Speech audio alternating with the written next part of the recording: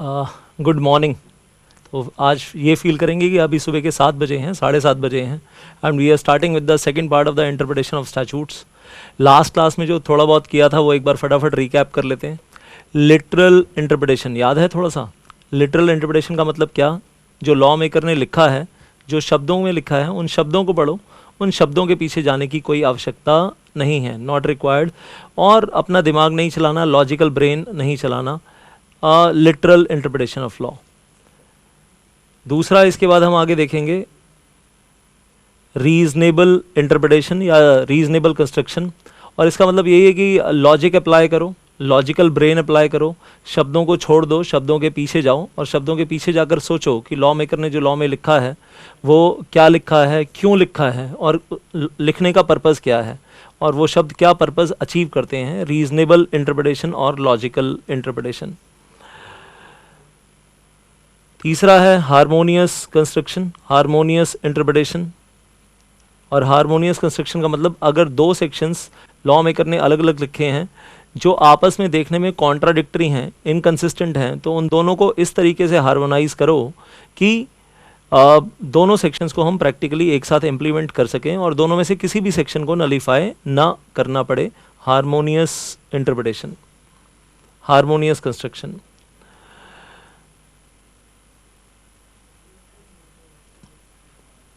Beneficial construction हमेशा apply नहीं करना है। सिर्फ कब अप्लाई करना है? अगर लॉ मेकर ने जो लॉ में लैंग्वेज लिखी है वो एम्बिगुअस है तो ही अप्लाई करना है, और एक सेंटेंस को पढ़कर अगर उसके दो मीनिंग आते हैं तो ही बेनिफिशियल कंस्ट्रक्शन अप्लाई करना है। और इसके अंदर अप्लाई करने का तरीका क्या है? ये सोचना है कि जब लॉ बना था तो लॉ बनने से पहले कौन सी गलत चीज़ें हो रही थी जिनको रोकना है, और जो नया लॉ बना है वो किन किन चीज़ों को रोकता है, नया लॉ आने का बेनिफिट क्या है, नया लॉ क्या नई रेमेडीज़ प्रोवाइड करता है जो पहले सोसाइटी में अवेलेबल नहीं थी। That is a rule of beneficial interpretation. तो नया लॉ बनाने का बेनिफिट क्या हुआ, ये आपको बेनिफिशियल इंटरप्रिटेशन रूल में देखना है। एक्सेप्शनल कंस्ट्रक्शन में हम बात कर रहे थे रूल ऑफ कॉमन सेंस, और ये भी मैं एक बार फिर से एलैबोरेट करूंगा। आगे तो एलैबोरेट करेंगे आज इस सेशन में, लेकिन अभी सिर्फ एक लाइन में इसको कट शॉर्ट करूंगा। वो सिर्फ इतना ही है कि रूल ऑफ कॉमन सेंस ये कहता है when ever a small provision in the body of bigger provision, when ever small subsection, a small subclause in the body of the bigger section has the effect of nullifying the whole section, then instead of nullifying the whole section, it is better to presume that small section is void, is nullity, is absurd. तो ये rule of common sense है। इसी में and और की interpretation, and का मतलब जोड़ कर पढ़ो, और का मतलब तोड़ कर पढ़ो, कंजंक्टिव डिसजंक्टिव, और उसके आगे मे और शेल। ये दो शब्द मैं कहूँगा हिंदुस्तान में किसी भी लॉ में बहुत इंपॉर्टेंट है, मे और शेल। मे का मतलब ऑप्शनल है, you may do this, you may not do this, आप करना चाहें तो करें, ना करना चाहें तो ना करें, डिस्क्रिशनरी है। जबकि शेल का मतलब है मैंडेटरी है, कंपलसरी है, आपको करना ही पड़ेगा।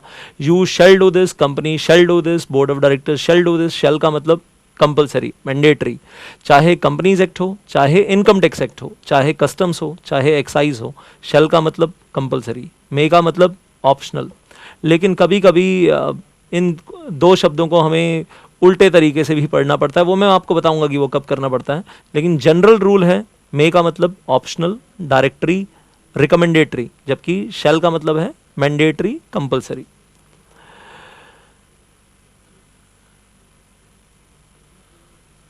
Then talking about this secondary rule, effect of usages, और हम कहते सप्तपदी का एग्जाम्पल आप सब लोगों को याद होगा ही। हवन कुंड, अग्नि के 7 फेरे, सैक्रेड फायर, पवित्र अग्नि के 7 फेरे। तो लॉ मेकर ने लॉ में लिखा सप्तपदी, लेकिन उसका इंटरप्रिटेशन हमने कहाँ से लिया? सामाजिक प्रथा से। कि सप्तपदी का मतलब हवन कुंड, पवित्र अग्नि, और पवित्र अग्नि के 7 फेरे। कंटेम्पोरेनिया एक्सपोसिटो ऑप्टिमा एट 47 लेगे, आपके लिए कुछ नया है आज। Read the law the way the law was written when it was actually written. जिस समय लॉ मेकर ने लॉ लिखा था, आज से 50 साल पहले, 60 साल पहले, उस वक्त समाज क्या था, उस वक्त हालात क्या थे, सर्कमस्टांसिस क्या थे, लॉ मेकर ने क्या सोचकर वो लॉ लिखा, ये सब कुछ अपने दिमाग में रखना पड़ेगा। तो एक्शन रिप्ले है, हमें भी 50 साल पीछे जाना पड़ेगा। जब मैं आज एक लॉ पढ़ता हूँ जो आज से 50 साल पहले बना था, तो मुझे 50 साल पीछे जाना पड़ेगा, उन हालातों के बारे में सोचना पड़ेगा, उस सिचुएशन में जाना पड़ेगा और लॉ मेकर के दिमाग में बैठकर सोचना पड़ेगा कि उस वक्त जब वो लॉ लिख रहा था आज से 50 साल पहले, तो वो क्या सोचकर लिख रहा था, उस सोसाइटी के हिसाब से क्या सोचकर लिख रहा था। लैटिन में कहते हैं कंटेम्पोरेनिया एक्सपोसिटो ऑप्टिमा एट फोर्टिसिमा इन लेगे, जबकि इंग्लिश में कहते हैं read the law the way the law was written when it was actually written. इसके बारे में भी और कुछ एग्जाम्पल लेंगे, समझ में आएगी कहानी ज़्यादा अच्छे से। नॉसिटो या सॉसिस, सब शब्दों को एक समान पढ़ो। अलग अलग शब्द, डिफरेंट डिफरेंट मीनिंग्स वाले वर्ड्स एक सेंटेंस में एक साथ लिखे हैं, लेकिन जब वो एक साथ एक सेंटेंस में लिखे हैं तो इसका मतलब है उन सबका मीनिंग सेम सेंस में लिया जाना चाहिए। सेम सेंस के लिए एक शब्द यूज किया गया है यहाँ, कॉग्नेट सेंस।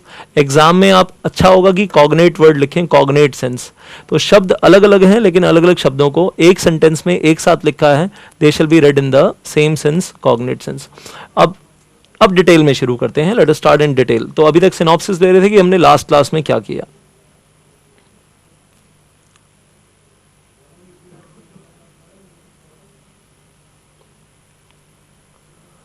अब वापस आ जाइए पेज नंबर 3 पे, और पेज नंबर 3 से शुरू कर रहे हैं। तो लिटरल इंटरप्रिटेशन, लिटरल कंस्ट्रक्शन के बारे में बात कर रहे हैं। अब मुझे लगता है यहाँ मुझे बहुत ज़्यादा डिटेल में बताने की ज़रूरत अब है नहीं, क्योंकि आप लोग काफ़ी समझदार हैं और आप लोगों को अब ऑलरेडी समझ में आ गया कि शब्दों को पढ़ो और शब्दों से ही शब्दों का अर्थ निकालो, उन शब्दों के पीछे जाने की कोशिश मत करो। लिटरल इंटरप्रिटेशन ऑफ लॉ, और दिमाग मत लगाओ, दिमाग ज़्यादा खर्च करने की कोशिश मत करो। मैं सिर्फ एक बार फटाफट पढ़ देता हूँ, जहाँ एक्सप्लेन करने की ज़रूरत होगी वो मैं साथ साथ एक्सप्लेन करता रहूँगा, तो आप मेरे साथ साथ पढ़ते रहिए, रीड आउट करते रहिए। let us continue with this. Statute shall be read in their ordinary natural grammatical meaning so that they may have the effect in their widest amplitude. I hope आप लोगों को ये याद है जो हमने लास्ट क्लास में डिस्कस किया था पहले 3 पेजों में। स्टैचूट का मतलब क्या, स्टैचूट के लिए अलग अलग शब्द हैं। स्टैचूट मीन्स, स्टैचूट का के लिए दूसरा पर्यायवाची शब्द है एक्ट, या इसी को कहते हैं लॉ, या इसी को कहते हैं इनैक्टमेंट। तो मैं इन शब्दों को बार बार चेंज करता रहूंगा, लेकिन इन चारों शब्दों का मतलब एक ही है। ये चारों शब्द पर्यायवाची हैं, ये सिनोनियम्स हैं। तो स्टैचूट या एक्ट जो भी है, शैल be read in their ordinary meaning. Simple meaning में पढ़िए, नेचुरल मीनिंग में पढ़िए, ग्रामेटिकल मीनिंग से पढ़िए। एंड का मतलब जोड़ कर पढ़ो, और का मतलब तोड़ कर पढ़ो, और अपना ज़्यादा दिमाग खर्च मत करो। That is when we talk about literal construction.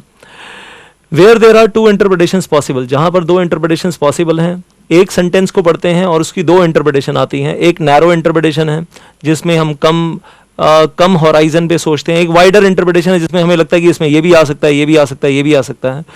तो सेंटेंस एक पढ़ते हैं, लेकिन उस एक सेंटेंस की 2 इंटरप्रिटेशन आती हैं, एक नैरो और एक वाइडर इंटरप्रिटेशन।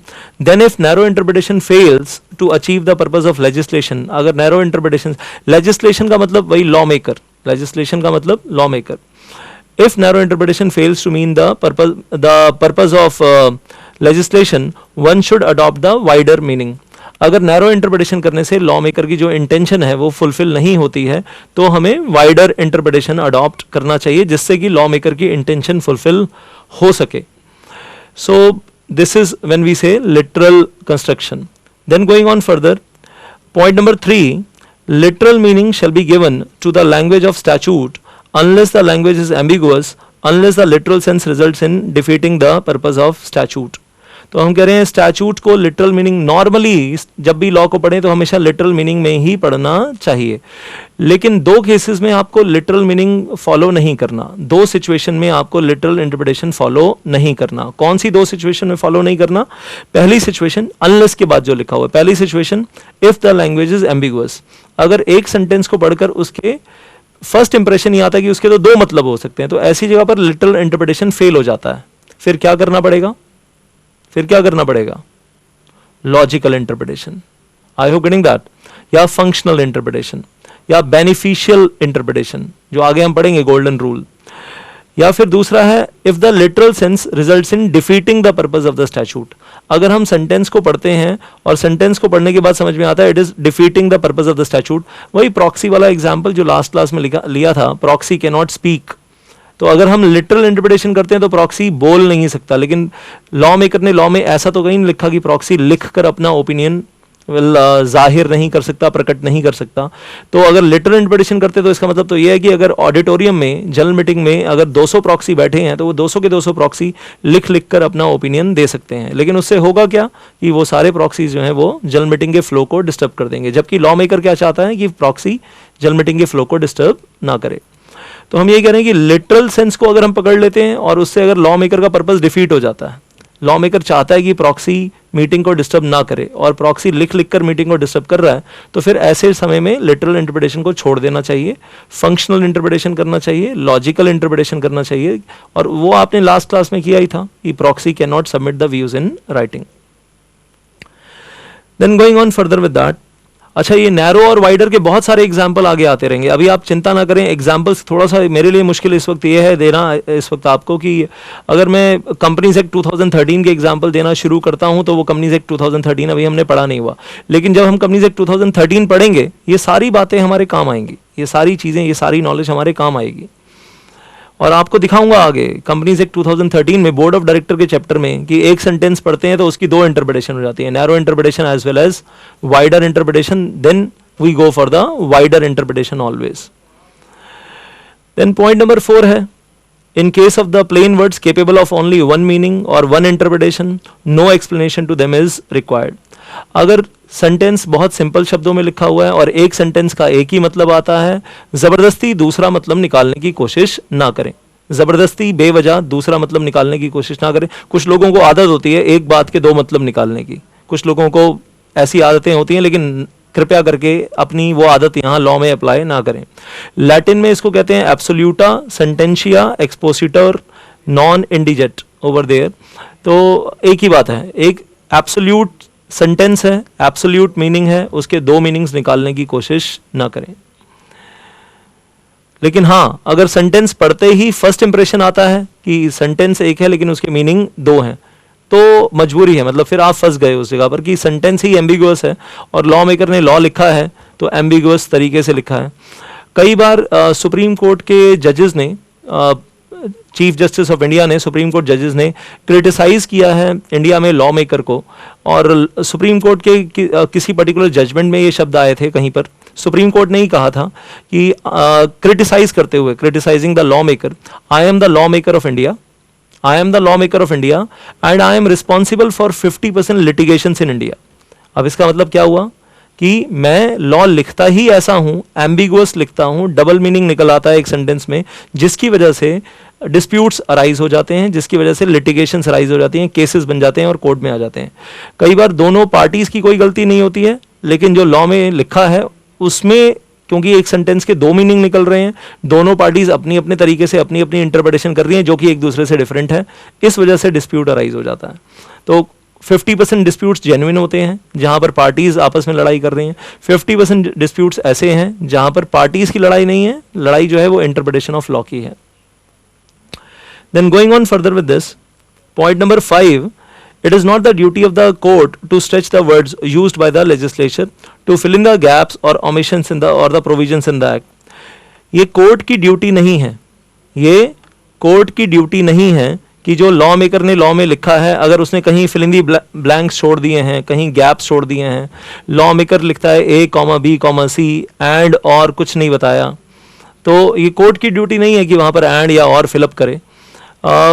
और मैं कहूँगा सिर्फ कोर्ट की बात नहीं करेंगे, ये हमारी ड्यूटी भी नहीं है, ये चार्टर्ड अकाउंटेंट्स की ड्यूटी भी नहीं है, ये कंपनी सेक्रेटरीज की ड्यूटीज भी नहीं है कि फिल इन दी ब्लैंक्स हम फिलअप करें। लेकिन कहानी यहाँ खत्म नहीं हो जाती है, पॉइंट नंबर 5 और पॉइंट नंबर 6 को जोड़कर पढ़िए। 5 एंड 6 आर रेड टुगेदर, इसमें कुछ फिर डिविएशन है इसके अंदर। पॉइंट नंबर 6 पढ़िएगा, nothing shall be added to the act और taken away from the act. कुछ भी, पॉइंट नंबर 6 में भी पहली लाइन वही कहती है कि हमें अपनी तरफ से लॉ में ना कुछ ऐड करना है, ना हमें लॉ से कुछ बाहर डिलीट करना है, बाहर निकालना है। Nothing shall be added to the act or taken away from the act unless there is a adequate ground to justify that the legislature or the lawmaker intended something which is not specified. तो normally thumb rule है, general rule है कि ना तो हमें law में कुछ अपनी तरफ से ऐड करना है और ना ही हमें अपनी तरफ से लॉ में से कुछ डिलीट करना है। एक्सेप्ट वेयर, जहां पर हमारे पास बहुत सॉलिड कुछ जस्टिफिकेशन है कि लॉ मेकर कुछ यहाँ लिखना चाहता था लेकिन वो लिखते लिखते कहीं गलती से छूट गया है, गलती से रह गया है। और ऐसा लॉ कई बार लॉ पढ़ते हुए आपको इनकम टैक्स एक्ट में, कस्टम्स एक्ट में, एक्साइज में और कंपनी लॉ में भी, कंपनीज एक्ट में भी दिखेगा। कंपनीज एक्ट 2013 में तो बहुत बार ऐसा लगेगा आपको। और मैं आपको दिखाऊंगा सेक्शन 203 में ऐसे एग्जाम्पल्स दिखाऊंगा। सेक्शन 203 सब सेक्शन 3 है, अभी बोलने के लिए सिर्फ बोल रहा हूँ। यहाँ पर पॉइंट नंबर 6 के लिए सेक्शन 203 सब सेक्शन 3 है, red with schedule 5 of the companies act 2013। तो आपको लगेगा कि लॉ मेकर कुछ लिखना तो चाहता था लेकिन लिखते लिखते उससे गलती से कहीं कुछ रह गया, कुछ क्लियर कट वो लिख नहीं पाया जबकि वो शायद लिखना चाहता था। तो पॉइंट नंबर 6 के लिए अभी सिर्फ बोलने के लिए बोल देता हूं कि एक एग्जांपल है हमारे पास कंपनीज एक्ट 2013 में section 203 sub section 3 read with schedule 5 of the companies act.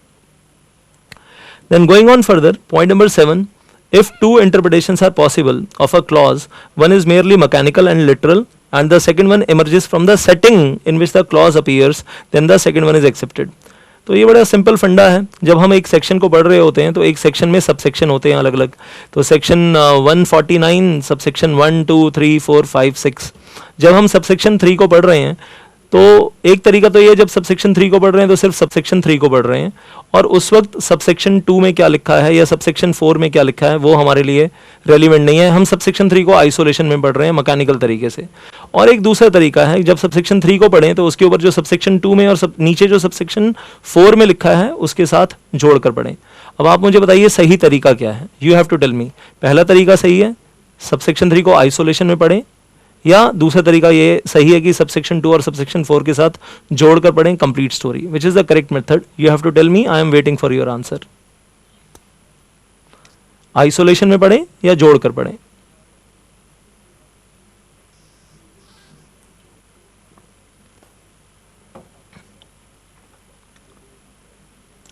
चलिए, पठानकोट से, जनकपुरी से, पानीपत से, हर जगह से मेरे पास आंसर आ गया है। वेल, कंबाइन करके पढ़ें। नंबर टू बेटर मेथड है। मैं भी कहूँगा नंबर 2 बेटर मेथड है। और हमेशा आइसोलेशन में तोड़ तोड़ कर पढ़ेंगे, मालूम है क्या होगा उससे? क्या होगा, हम कभी लॉ की पूरी पिक्चर समझ ही नहीं पाएंगे, जिसको हम एक लाइन में बोलते हैं read the law in totality. मैं फिर से रिपीट करता हूँ, read the law in totality. तो अगर और आपको लॉ कंप्लाई करना है तो comply with the law in totality. ऐसा नहीं होता कि हमने एक सेक्शन कंप्लाई किया, हमने दूसरा सेक्शन कंप्लाई नहीं किया। और ये तो चलिए सेक्शन के अंदर सब सेक्शन की बात है। ऐसा भी होता है कि जब आप सेक्शन नंबर 151 पढ़ रहे हैं तो उससे पहले जो 150 में लिखा है वो भी साथ में पढ़िए, 152 में लिखा है वो भी साथ में पढ़िए। जोड़कर जॉइंट इफेक्ट लेना पड़ता है, तो जोड़कर पढ़ना पड़ता है, जॉइंट इफेक्ट लेना पड़ता है। और ये सही तरीका है लॉ पढ़ने का। तो तरीके 2 हैं, एक मेयरली मैकेनिकल है और दूसरा जो है वो आगे पीछे सब प्रोविजंस के साथ जोड़कर पढ़िए। Point number 8, the words of the statute shall be considered in the popular meaning and not in their technical meaning. तो शब्दों का जो पॉपुलर मीनिंग है वो पकड़िए, जो टेक्निकल मीनिंग है वो मत पकड़िए। Don't do that. इसमें एक एग्जांपल देता हूं आपको, पॉपुलर मीनिंग और टेक्निकल मीनिंग। हमारे सिलेबस के बाहर जा रहा हूं, एग्जाम में लिखने के लिए तो नहीं लेकिन खुद के समझने के लिए। इंश्योरेंस कंपनी का एक केस हुआ, कंज्यूमर कोर्ट का केस है। इंश्योरेंस कंपनी ने कार इंश्योरेंस पॉलिसी दी, कार इंश्योरेंस, और उस कार इंश्योरेंस पॉलिसी में लिखा कि जब कार का एक्सीडेंट हुआ, जब मतलब आपको इंश्योरेंस कंपनी से क्लेम चाहिए, कार का एक्सीडेंट होता है, कार के एक्सीडेंट के समय जो व्यक्ति ड्राइवर सीट पे बैठा है, अगर उसके पास वैलिड ड्राइविंग लाइसेंस है जो उस दिन वैलिड है, तो आपको इंश्योरेंस कंपनी से क्लेम मिल जाएगा। और आपका जो भी वर्कशॉप में डेंटिंग पेंटिंग का जो भी खर्चा आएगा, 50,000 रुपये, 60,000, 70,000, उसमें से जो इंश्योरेंस कंपनी को पे करना चाहिए इंश्योरेंस कंपनी पे कर देगी। अगर एक्सीडेंट के वक्त अगर ड्राइवर सीट पे वो व्यक्ति बैठा है जिसके पास वैलिड ड्राइविंग लाइसेंस है। अगर एक्सीडेंट के समय कोई ऐसा व्यक्ति कार चला रहा था जिसके पास वैलिड ड्राइविंग लाइसेंस नहीं है, तो इंश्योरेंस कंपनी फिर आपको डेंटिंग बेंडिंग में 1 पैसे का भी क्लेम नहीं देगी, 1 रुपये का क्लेम भी नहीं देगी। अभी क्या होता है, एक महाशय ने कार खरीदी, कार इंश्योरेंस पॉलिसी करवाई हुई है और उस पॉलिसी में ये सारी बातें लिखी हैं। तो कार सड़क पे चल रही है और सड़क पे चलते चलते all of a sudden engine में आग लग जाती है, इंजन में आग लग जाती है और आग बाहर निकल आती है। कार किसी दूसरी कार से नहीं टकराई, कार कहीं टकराई नहीं है, सिर्फ चल रही है सड़क पे और चलते चलते इंजन में आग लग गई और इंजन जो है बोनट से आग बाहर निकल रही है, तो वो व्यक्ति अपनी जान बचाकर कार से कूदकर बाहर आ गया। अब पुलिस ऑन द स्पॉट पहुंच गई वहां पर, पुलिस बाइक, पुलिस जीप्स वहां पर पहुंच गई और वहीं पर एफआईआर वगैरह बना ली, उन्होंने रिपोर्ट बनाई, लेकिन साथ में उस व्यक्ति का भी बीच में जो भी डिस्क्रिप्शन था वो पुलिस ने अपने पेपर्स में लिख लिया। अब उस व्यक्ति के पास ड्राइविंग लाइसेंस नहीं था। अब सवाल यह है कि इंश्योरेंस कंपनी को क्लेम पे करना पड़ेगा या नहीं। कार को वर्कशॉप में ले गए डेंटिंग पेंटिंग के लिए, रिपेयर के लिए, और अब हम इंश्योरेंस कंपनी से क्लेम मांग रहे हैं जबकि पुलिस पेपर क्या कहते हैं कि उस वक्त जो व्यक्ति कार ड्राइव कर रहा था उसके पास कोई ड्राइविंग लाइसेंस नहीं था। तो वो कार ओनर इंश्योरेंस कंपनी से क्लेम मांग रहा है, इंश्योरेंस कंपनी क्लेम देने से मना कर रही है। अब सवाल ये है पहली चीज़ यहाँ पर कि इंश्योरेंस कंपनी क्लेम देगी या नहीं देगी, येस और नो। कंज्यूमर कोर्ट क्या ऑर्डर देगा, क्लेम देना है येस या क्लेम नहीं देना है नो।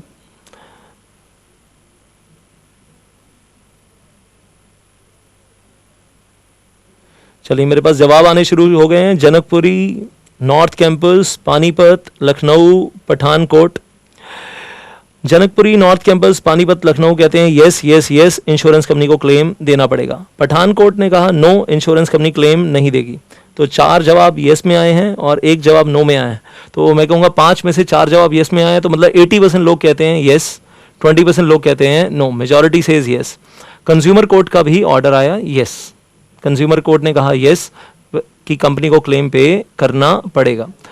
और अब बात हुई, ये तो एक बात हो गई यस या नो, और इसके पीछे अब लॉजिक क्या है। मतलब जब हम बात कर रहे हैं एक्सीडेंट शब्द की, अब एक्सीडेंट शब्द की परिभाषा क्या है। एक्सीडेंट का मतलब 2 कारों का टकरा जाना, एक्सीडेंट। टायर फट गया कार का और टायर फटने से कार पलट गई, एक्सीडेंट। या कार ट्रक से टकरा गई, एक्सीडेंट। या ट्रेन से टकरा गई, या कहीं पोल में या कहीं पेड़ से जाकर टकरा गई, तो एक्सीडेंट। या जो कार चलते चलते कार में आग लग गई, क्या उसको एक्सीडेंट में इंक्लूड करेंगे? क्या वो एक्सीडेंट है?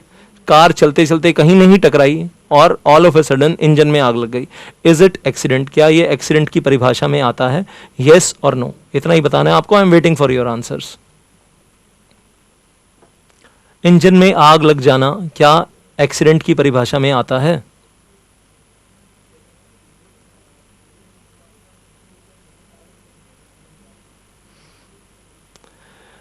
So I'll say North Campus says no, Panipat says yes, Lucknow says yes। Car चलते चलते कार में आग लग जाती है तो एक्सीडेंट की परिभाषा में आता है। Bareilly says yes, Janakpuri says yes, Faridabad says yes, Pathankot says no, Indore says yes, Hanumangarh says no। तो yes no yes no yes no बहुत सारे आ रहे हैं। कुछ लोग कहते हैं, कुछ लोगों का कहना है बीच में कि कार चलते चलते कहीं टकराई नहीं, उसमें आग लग गई, तो वो भी एक्सीडेंट की परिभाषा में आता है। और अगर मैं ये सच मान लूँ तो इसका मतलब तो ये हुआ कि अगर वो एक्सीडेंट है और उस वक्त वो जो ड्राइवर ड्राइविंग सीट पे बैठा था उसके पास ड्राइविंग लाइसेंस नहीं था, तो इसका मतलब तो इंश्योरेंस कंपनी को क्लेम पे नहीं करना पड़ेगा। नाउ द पॉइंट इज कि एक्सीडेंट का पॉपुलर मीनिंग क्या है, जो हम कह रहे हैं ना। Point number 8 words of the statute या words of the insurance policy, words of the partnership deed, words of the memorandum of association, any document shall be considered in their popular meaning and not their technical meaning। तो जब accident word दिमाग में आता है तो पहली चीज, car accident word जब दिमाग में आता है तो पहली चीज दिमाग में क्या आती है? पहली चीज दिमाग में क्या आती है? कार एक्सीडेंट हो गया, तो पहली चीज दिमाग में पॉपुलर मीनिंग क्या है? एक्सीडेंट का पॉपुलर मीनिंग क्या है? फर्स्ट इंप्रेशन दिमाग में क्या आता है? हाँ जी, तो मेरे पास आंसर आने शुरू हो गए। टक्कर होना। तो एक्सीडेंट का पहला मीनिंग ही क्या है? टक्कर होना, कार का पलट जाना, ट्रक के नीचे घुस जाना, जैसे भी है। तो लेकिन दिमाग में ये नहीं आता कि कार चलते चलते कार के इंजन में आग लग जाएगी, और कार कहीं टकराई नहीं, कुछ नहीं हुआ, सड़क के ऊपर सीधी चल रही है और चलते चलते इंजन में आग लग गई। ऑब्वियसली ये पॉपुलर मीनिंग नहीं है। तो यही चीज़ कंज्यूमर कोर्ट ने कहा कि एक्सीडेंट वर्ड का मतलब ही होता है कहीं कार का टकरा जाना, पलट जाना, ये एक्सीडेंट है, ना कि कार चलते चलते आग लग जाना। तो इसलिए अगर एक्सीडेंट का केस होता तो इंश्योरेंस कंपनी क्लेम देने से मना कर सकती थी, क्योंकि ड्राइवर जो ड्राइविंग सीट पे बैठा था उसके पास वैलिड ड्राइविंग लाइसेंस नहीं था। जबकि इंश्योरेंस पॉलिसी में लिखा है कि एक्सीडेंट के समय जो व्यक्ति ड्राइवर सीट पे बैठा है उसके पास वैलिड ड्राइविंग लाइसेंस होना चाहिए। आई होप सबको एग्जाम्पल समझ में आया। रोहतक को कुछ प्रॉब्लम आ रही है, रोहतक का कनेक्शन बीच में टूट गया था, तो मैं सिर्फ एक लाइन रिपीट कर देता हूँ रोहतक के लिए कि हमने कार इंश्योरेंस पॉलिसी ली और इंश्योरेंस पॉलिसी में इंश्योरेंस कंपनी ने लिखा कि insurance company claim car accident के समय क्लेम तभी पे करेगी अगर एक्सीडेंट के समय जो व्यक्ति ड्राइवर सीट पे बैठा है, अगर उस व्यक्ति के हाथ में वैलिड ड्राइविंग लाइसेंस है। अगर एक्सीडेंट के समय जो व्यक्ति ड्राइवर सीट पे बैठा है उसके पास वैलिड ड्राइविंग लाइसेंस नहीं है, तो फिर उस केस में कार जो इंश्योरेंस कंपनी है वो क्लेम पे नहीं करेगी। और हमारे केस में क्या हुआ कि कार इंश्योर्ड है, हमारे पास कार इंश्योरेंस पॉलिसी है, पॉलिसी में लिखा है कि एक्सीडेंट के समय वैलिड, जो व्यक्ति कार ड्राइव कर रहा है उसके पास वैलिड ड्राइविंग लाइसेंस होना चाहिए। लेकिन हमारी कार का एक्सीडेंट हुआ ही नहीं, हमारी कार सीधी सड़क पे चल रही है और चलते चलते इंजन में आग लग गई और बोनट से आग बाहर निकल आई, फ्लेम्स बाहर निकल आई, धुआं आ गया। तो उस केस में कंज्यूमर कोर्ट में जब मामला गया, इंश्योरेंस कंपनी ने क्लेम पे करने से मना किया, लेकिन कंज्यूमर कोर्ट ने कहा कि कार के बोनट में आग लग जाना जबकि कार कहीं टकराई नहीं, इसको हम एक्सीडेंट नहीं मानेंगे। और ये बात सच है कि जिस वक्त बोनट में आग लगी उस वक्त जो व्यक्ति कार चला रहा था उसके पास वैलिड ड्राइविंग लाइसेंस नहीं था, लेकिन फिर भी इंश्योरेंस कंपनी को क्लेम पे करना पड़ेगा क्योंकि ये केस एक्सीडेंट का केस है ही नहीं। सो this is all about this. Thank you so much. Faridabad से एक क्वेश्चन पूछा गया, सर अगर उस ड्राइवर के पास जब कार में आग लगी, अगर उस ड्राइवर के पास उस वक्त लाइसेंस होता तो क्या इंश्योरेंस कंपनी क्लेम नहीं देती? अरे भाई तब तो देती, तब इंश्योरेंस कंपनी क्लेम देने से मना क्यों करती फिर उस केस में? तो ऑब्वियसली मेन थिंग इज कि जो हम बात कर रहे हैं बोनट में आग लगना, क्या ये एक्सीडेंट की परिभाषा में आता है या नहीं आता है? तो कंज्यूमर कोर्ट ने कहा कि ये एक्सीडेंट की परिभाषा में नहीं आता है। मैं फिर से जोर दे रहा हूँ, पॉइंट नंबर 8, आप ज़्यादा केस के बारे में ना सोचें, आप सिर्फ इतना ही सोचें कि एक्सीडेंट वर्ड का पॉपुलर मीनिंग क्या है। कार एक्सीडेंट का पॉपुलर मीनिंग क्या है? एक्सीडेंट वर्ड का पॉपुलर मीनिंग है कार का कहीं टकरा जाना, पलट जाना या कहीं खाई में गिर जाना। ये समझ में आता है कि ये एक्सीडेंट है, लेकिन कार सीधी चलते चलते बोनट में आग लग जाना जो है वो एक्सीडेंट नहीं माना जाता। उसको हम पॉपुलर मीनिंग में डेफिनेशन, एक्सीडेंट की पॉपुलर डेफिनेशन में इंक्लूड नहीं करते। आगे बढ़ते हैं। एक छोटा सा सवाल और है यहाँ पर चीज़ों को समझने के लिए, और वो ये है कि लॉ मेकर ने लॉ में लिखा है, ओल्ड एक्ट में भी था, न्यू एक्ट में भी, कंपनीज एक्ट में है, जब भी जनरल मीटिंग का नोटिस भेजा जाए तो एवरी मेंबर को भेजा जाए। अब सवाल आपके लिए है, क्वेश्चन आपके लिए ये है कि मेंबर का मतलब कौन, इक्विटी शेयर होल्डर या प्रेफरेंस शेयर होल्डर? हमारी कंपनी में जो प्रेफरेंस शेयर होल्डर है उनके पास कोई वोटिंग राइट नहीं है, क्योंकि कंपनी ने उनके डिविडेंड में कभी डिफॉल्ट नहीं किया है। ओल्ड एक्ट में भी लिखा हुआ था, ओल्ड कंपनीज एक्ट में, न्यू कंपनीज एक्ट में भी लिखा है कि अगर कंपनी प्रेफरेंस शेयर होल्डर्स को 2 साल डिविडेंड पे नहीं करती तो 3rd ईयर में प्रेफरेंस शेयर होल्डर्स के पास वोटिंग राइट आ जाते हैं। हमारी कंपनी में प्रेफरेंस शेयर होल्डर हैं, लेकिन हमारी कंपनी ने हमेशा उनका डिविडेंड प्रॉपरली पे किया है, कभी डिविडेंड पे करने में डिफॉल्ट नहीं किया है, और हमारी कंपनी में इसलिए प्रेफरेंस शेयर होल्डर्स के पास कोई वोटिंग राइट्स नहीं है। अब मैं आपसे ये पूछ रहा हूँ, जब उनके पास कोई वोटिंग राइट है ही नहीं और हमारी अब आने वाली एनुअल जनरल मीटिंग होने वाली है, तो हम company notice of general meeting किसको देगी? इक्विटी शेयर होल्डर्स को या प्रेफरेंस शेयर होल्डर्स को या दोनों को, या सिर्फ इक्विटी शेयर होल्डर्स को? चलिए, मेरे पास जवाब आने धीरे धीरे शुरू हो गए हैं।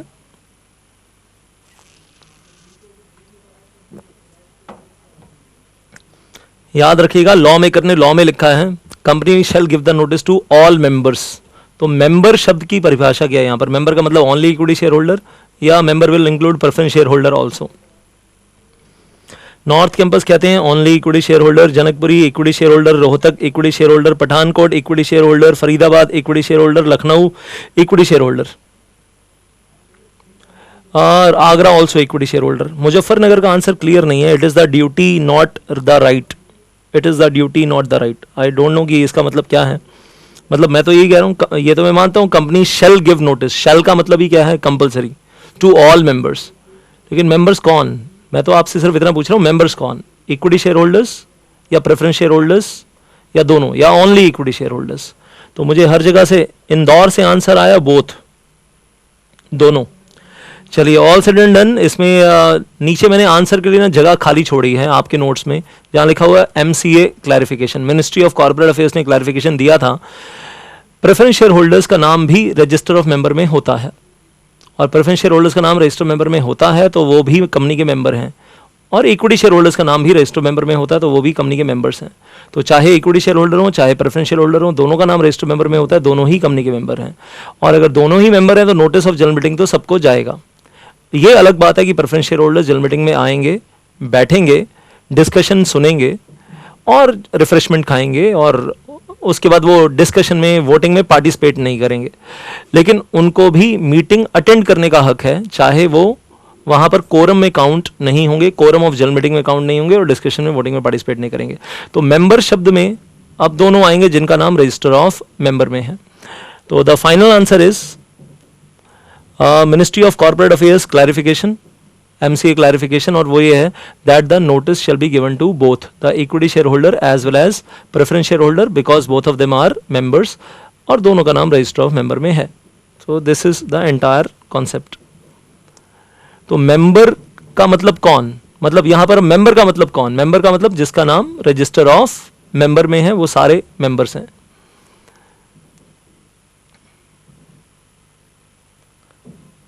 आगे बढ़ते हैं, रीजनेबल कंस्ट्रक्शन, या जिसको दूसरे शब्दों में कहेंगे लॉजिकल कंस्ट्रक्शन, लॉजिकल इंटरप्रिटेशन, या तीसरे शब्दों में कहेंगे फंक्शनल इंटरप्रिटेशन। मैं तो कहूंगा एक चीज के तीन नाम हैं, रीजनेबल, लॉजिकल, फंक्शनल। और यहां कह रहे हैं words of the statute shall be interpreted in such a manner so as to be given the sensible meaning, उन शब्दों को सेंसिबल मीनिंग दिया जाना चाहिए। मतलब दूसरे उल्टे शब्दों में कहूं तो ऐसी इंटरप्रिटेशन ना करें जिससे नॉनसेंस मीनिंग आ जाए, ऐसी इंटरप्रिटेशन करें जिससे सेंसिबल मीनिंग आना चाहिए, नॉनसेंस मीनिंग ना आए। So the words of the statute shall be interpreted in that manner. उसके बाद इसमें एक एग्जाम में क्वेश्चन आया था डॉक्ट्रिन ऑफ अल्ट्रा वायर्स को लेकर, जो आपने IPCC लेवल पे किया था जब आपने मेमोरेंडम आर्टिकल का चैप्टर किया था, doctrine of ultra vires, object clause जब आपने पढ़ा था। तो इसमें एक लाइन यहाँ पर दी गई है, to find out whether the act is, whether the act का मतलब यहाँ पर activity of the company, act शब्द का मतलब क्या है, activity. To find out whether the an activity, act को एक्टिविटी बना लीजिएगा, to find out whether an activity is ultra vires the memorandum of association, ultra vires the object clause, या जिसको आप इंग्लिश में कहते हैं beyond the powers of the company। Ultra vires Latin language है और इसको इंग्लिश में अनुवाद करेंगे that is beyond the powers of the company. So to find out whether the activities ultra vires the memorandum, the words of object clause shall be reasonably construed, construed शब्द का मतलब interpreted, construction interpretation, construed interpreted, बात समझ में आ रही है।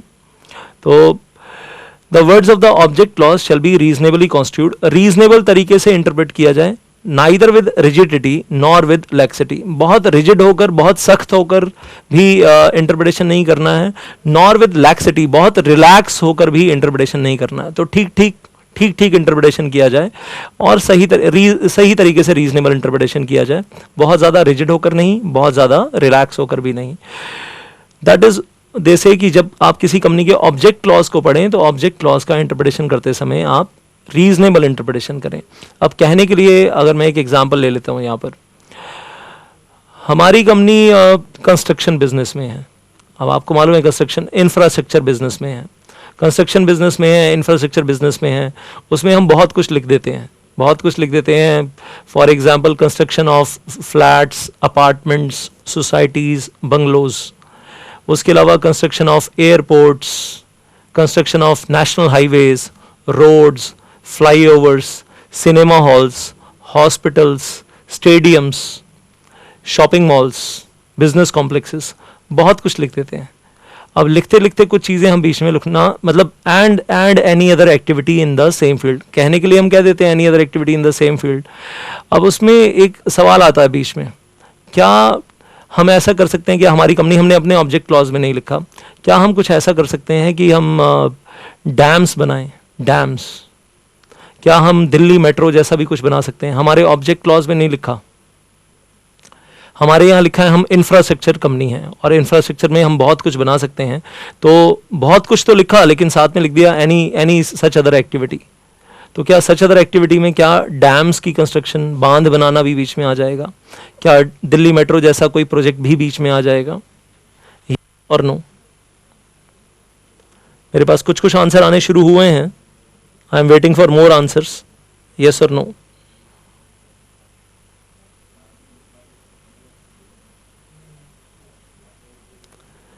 चलिए अभी तक मेरे पास नॉर्थ कैंपस से आंसर आया yes, Janakpuri says yes, Rohtak says no, Agra says yes, Rohtak repeating that no, Dwarka says yes, Muzaffarnagar says yes. तो अभी तक मेरे पास 5 यस आए हैं और 1 नो आया है। अब मज़ेदार बात दोस्तों यही है, यहाँ पर सबसे मज़ेदार बात यह है दोस्तों कि इंटरप्रिटेशन के अंदर हर व्यक्ति का दिमाग अलग अलग तरीके से चलता है, सोचने का तरीका सबके पास अलग अलग है। दिमाग भगवान ने सबको दिया, लेकिन हर किसी का लॉजिक अलग अलग तरीके से काम करता है, और इसलिए कोर्ट में केसेस अराइज होते हैं, लॉजिक्स अराइज होते हैं, आर्ग्यूमेंट्स अराइज होते हैं। तो we enjoy that in the court, that is really good कि दो अलग अलग एडवोकेट्स दो अलग अलग लॉजिक्स दे रहे हैं अपने अपने तरीके से। कुछ लोग नैरो इंटरप्रिटेशन कर रहे हैं, कुछ लोग वाइडर इंटरप्रिटेशन कर रहे हैं। तो फिर से कहूँगा यहाँ पर, मुझे to be very honest yes में और नो में उतना इंटरेस्ट नहीं है। मुझे सिर्फ इतना ही इंटरेस्ट है कि आप रीजनेबल तरीके से सोचिए, आप बहुत रिजिड होकर मत सोचिए, आप बहुत रिलैक्स होकर मत सोचिए। और अगर आपको लगता है कि आपका सोचने का तरीका रीजनेबल है तो मैं कहूँगा रीजनेबल है। अगर आपको फील होता है नहीं हम बहुत रिजिड तरीके से सोच रहे हैं तो आप रिजिड तरीके से सोच रहे हैं। अगर आपको फील होता है नहीं हम बहुत रिलैक्स होकर सोच रहे हैं तो आप रिलैक्स होकर सोच रहे हैं। लेकिन मैं कहूँगा ना रिजिड होना ना रिलैक्स होना, रीजनेबल तरीके से सोचना।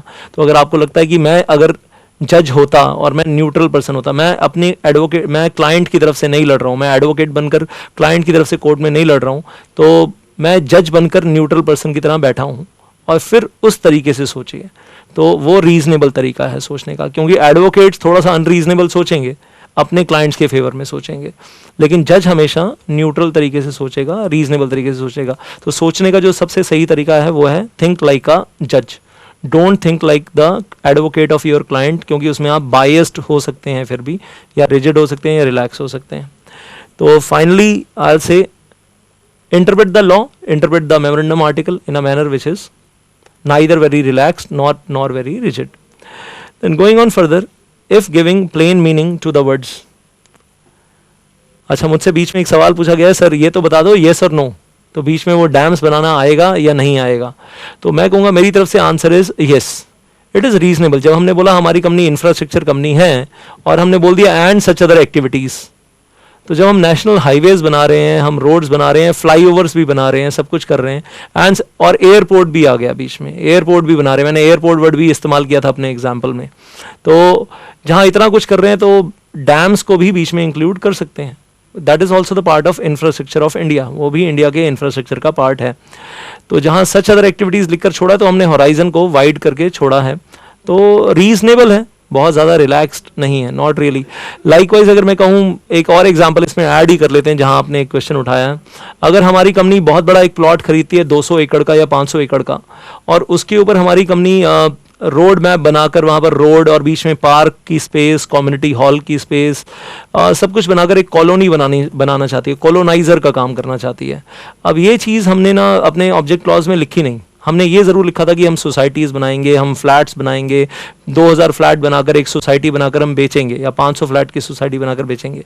लेकिन हमने ये तो लिखा नहीं अपने ऑब्जेक्ट क्लॉज में कि हम एक बड़ा सा लैंड खरीदेंगे 500 एकड़ और उसके ऊपर हम कोई सोसाइटी नहीं बनाएंगे, कंस्ट्रक्शन अपार्टमेंट्स की कंस्ट्रक्शन नहीं करेंगे, उसके ऊपर हम एक कॉलोनी काट कर, कॉलोनी का मैप बनाकर, प्लॉट्स बनाकर कॉलोनाइजर का काम करेंगे, और उसके अंदर हम हाफ कंस्ट्रक्टेड हाउसेस बनाकर बेचेंगे। हाफ कंस्ट्रक्टेड हाउसेस मतलब घर का ढांचा बना देंगे, लेकिन उसमें डोर विंडोज कुछ नहीं होंगी, इलेक्ट्रिसिटी वाटर कनेक्शन की जगहें होंगी, लेकिन हम कुछ फिट नहीं करके देंगे। और जो भी व्यक्ति खरीदे वो अपने हिसाब से घर के आउटर की जो उसको कहना चाहिए शेप अप करना है, जो उसको टाइल्स लगानी है, डिस्टेम्पर करना है, या घर के अंदर जो उसको इंटीरियर्स करना है वो अपनी मर्जी से करें। तो हमने कॉलोनाइजर का काम भी सोचा है कि हम करें। तो क्या हम ये प्रोजेक्ट अपने हाथ में ले सकते हैं, कॉलोनाइजर का प्रोजेक्ट, जबकि ये प्रोजेक्ट हमारे मेमोरेंडम ऑफ एसोसिएशन में ऑब्जेक्ट क्लॉज में लिखा नहीं है? तो क्या हम 500 एकड़ लैंड खरीद कर उस पर कॉलोनी काट कर हाफ कंस्ट्रक्टेड बंगलोज बनाकर भी बेच सकते हैं, जबकि ये चीज़ हमारे ऑब्जेक्ट क्लॉज में नहीं है? येस और नो?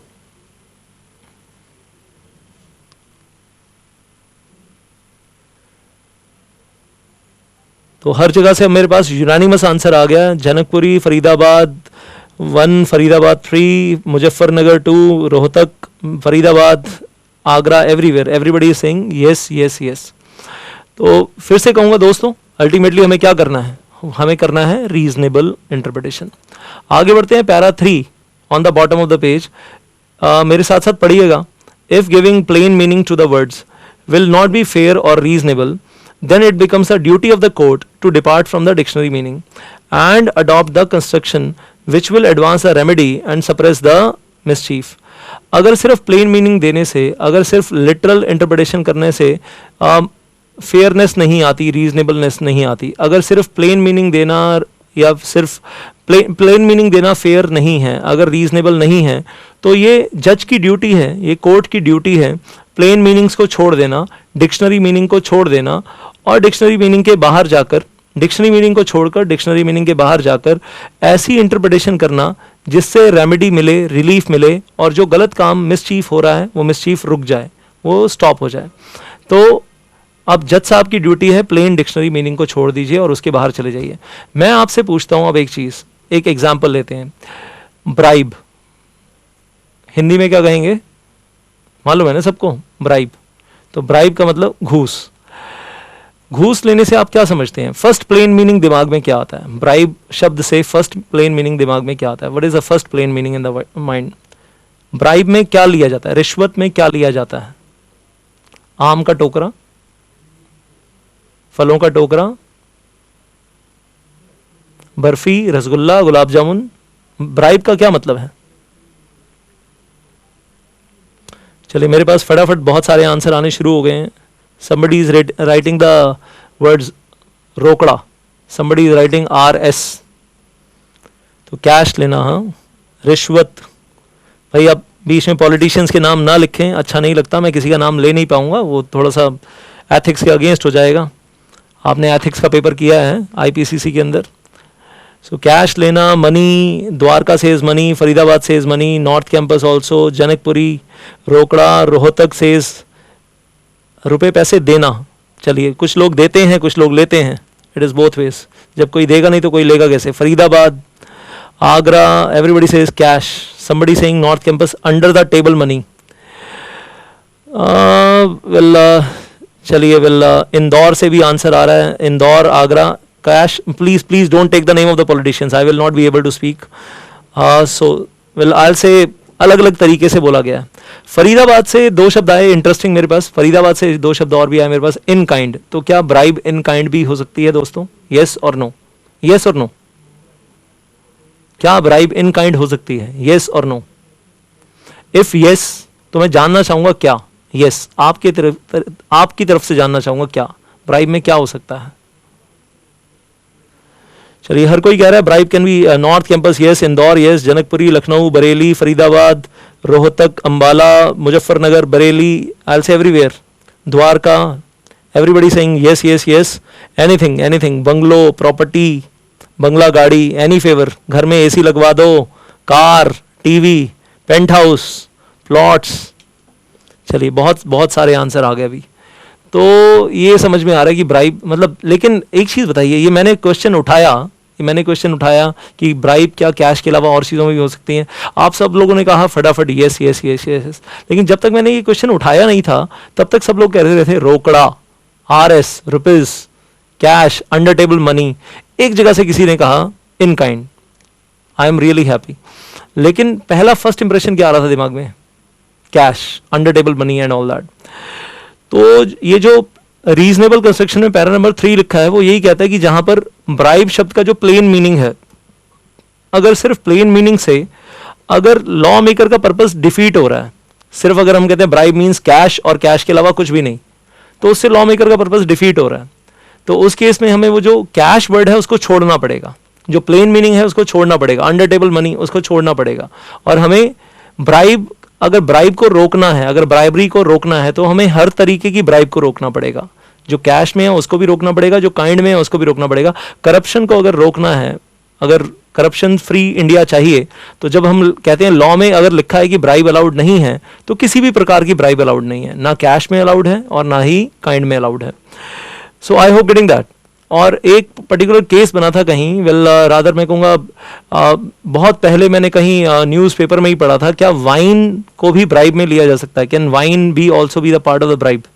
एंड क्या वाइन से फिर आगे और भी बहुत कुछ आप दिमाग चला सकते हो अपने आप, क्या और चीज़ें भी ब्राइब में आ सकती हैं? So everybody is saying yes yes yes yes yes.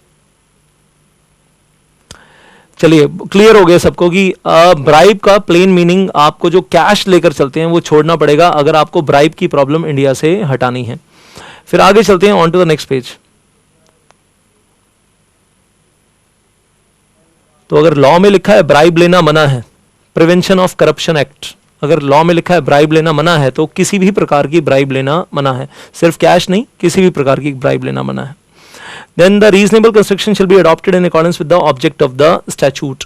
Logical interpretation करते समय ये सोचो कि लॉ मेकर ने जो लॉ बनाया और जो लॉ पढ़ रहे हैं उस लॉ को बनाने का पर्पस क्या है। ये पर्पस हमें कैसे पता चलता है कि लॉ मेकर ने जो लॉ बनाया, इनकम टैक्स एक्ट का पर्पस क्या है। मैं आपसे पूछ रहा हूँ इनकम टैक्स एक्ट का पर्पस क्या है, किसी को मालूम है इनकम टैक्स एक्ट का पर्पस क्या है? हम लोगों की भलाई, हम लोगों को रिच बनाने के लिए इनकम टैक्स एक्ट का पर्पस क्या है? What is the purpose of income tax act? Income tax act का पर्पस क्या हम लोगों से रेवेन्यू लेकर सरकारी खजाने में जमा करवाना है ताकि वो पैसा देश की उन्नति में यूज हो सके? हाँ जी, अगर आप मानते हैं कि हाँ इनकम टैक्स एक्ट का पर्पस है कि हम लोगों से टैक्स लेकर उसको सरकारी खजाने में जमा करवाया जाए ताकि वो देश के इंफ्रास्ट्रक्चर में और देश की उन्नति में यूज हो सके, अगर आप ऐसा मानते हैं तो मैं कहूँगा इनकम टैक्स एक्ट के जितने भी सेक्शंस लिखे हैं उन सब की इंटरप्रिटेशन करते समय आपको ये ध्यान में रखना है कि इनकम टैक्स एक्ट इस तरीके से पढ़ें कि उसमें सरकारी खजाने में ज़्यादा से ज़्यादा पैसा जमा हो ज़्यादा से ज़्यादा रेवेन्यू इकट्ठा हो, और इस तरीके से ना पढ़ें कि उसमें टैक्स इवेजन हो या जिसमें कहना चाहिए टैक्स की चोरी हो या जिसमें हम टैक्स बचा रहे हैं, इस तरीके से ना पढ़ें। हाँ, कुछ सेक्शंस दिए गए हैं बीच में ATG वगैरह, वो आप लोगों को बहुत अच्छे से पता है, सारे सेक्शंस एग्जम्पशंस दी गई हैं जो ऑलरेडी ग्रांटेड है, वो एक अपनी जगह पर है। लेकिन इन जनरल थंब रूल क्या है? थंब रूल ये है कि इनकम टैक्स एक्ट के प्रोविजंस को इस तरीके से पढ़ा जाए कि उसमें सरकारी खजाने में ज़्यादा से ज़्यादा पैसा जमा हो सके। That is the purpose of income tax act.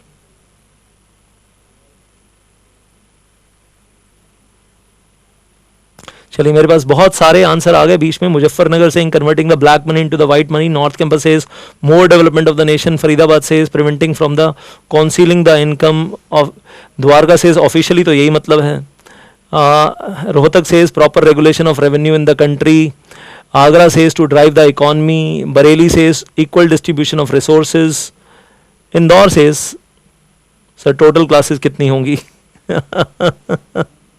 चलिए, यानी आपके दिमाग में और बहुत सारे थॉट्स चलते रहते हैं। साइंटिफिकली स्पीकिंग, साइंटिस्ट ने बोला है कि एक जीवित व्यक्ति के दिमाग में एक दिन में 60,000 थॉट्स आते हैं और जाते हैं जिसके ऊपर उसका कंट्रोल नहीं रहता है, और बहुत सारे थॉट्स तो ऐसे भी आते और जाते हैं जो हमें खुद को नहीं मालूम होता कि हमारे दिमाग में आते हैं जाते हैं। तो इंदौर के दिमाग में बहुत सारे थॉट्स चल रहे हैं अपार्ट फ्रॉम स्टडीज़। तो दो दिमाग हैं हमारे, एक आगे वाला जो सामने दिखता है और एक पीछे वाला जिसमें दूसरे थॉट्स चल रहे होते हैं। अभी फिलहाल टॉपिक के बारे में बात करें तो 105, और वो एग्जाम्पल मैं अब रिपीट नहीं करूंगा बार बार, और एग्जाम्पल आप लोगों को ऑलरेडी पता है। Proxy can not speak and proxy can not submit the views in writing, and this is reasonable interpretation, this is logical interpretation, this is functional interpretation. Proxy cannot submit the views in writing. So whether a proxy can submit the views in writing in the general meeting, answer is yes or no. Answer is no, and this is reasonable interpretation. This is not literal interpretation.